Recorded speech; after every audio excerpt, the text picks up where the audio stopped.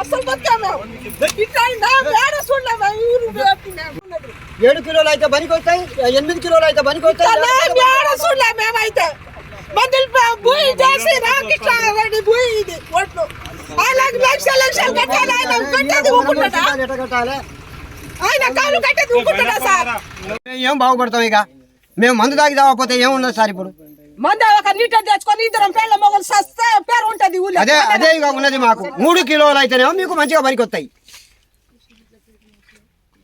లేకపోతే మంచిగా లేదు 7 కిలోలన్నర ఒక కింటకు కట్ చేస్తే రైతు ఏం బాగుపడతాడు.